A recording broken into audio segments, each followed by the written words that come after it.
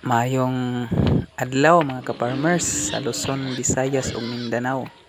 Ani ata karon sa ENB Mini Farm aron mag tuwa ta sa atong binuhing baboy. So ingon ani ang proseso sa ang patubig mga ka-farmers. So mano-mano lang ta nga kinahanglan kining mamuhi jud tag baboy. Ang pinaka number 1 nga importante mao jud ang tubig. May atang tubig diri sa tabay nga atong gikabo padulong dito sa ad. Mao ni nga ato laning gibutangan og butong padung didto para diri lang tadapita mag bubo niya ang tubig padulong na dito sa atong gisudlan nga balde.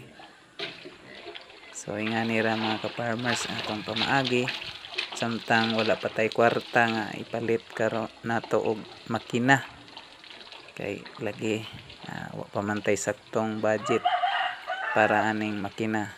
So mao na nga taghuwat lang sa tani ini. Okay ra man sad kay exercise man po ning atong gihimo nga pagkabo-kabo nining mong tubig.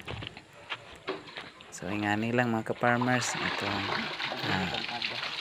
adlaw nga buhat labi na sa pagpamuhi og baboy karong mga panahon na. So dinhi musubay nga atong tubig mga ka-farmers. Madto ni so taas-taas do ning butong nga atong gi kuha aron mo abot din hindapita na mo sahod sa atong balde. Gamit kaayo ning tubig na ka-farmers kay way tubig sa atong papamuhi og baboy. So apike baho ang atong area nya.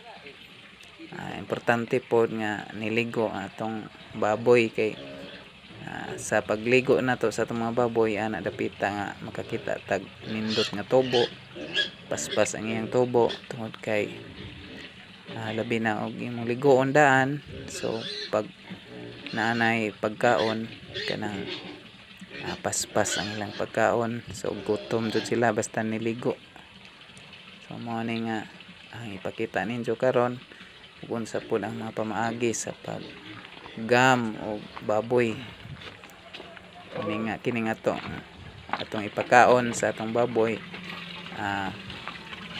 organic ra ni, di jud ni ingog pure nga feeds nga baligya sa mga tindahan, kundi ato ning gamitan og mga organic para di po ta madak-an sa pagkaon sa baboy.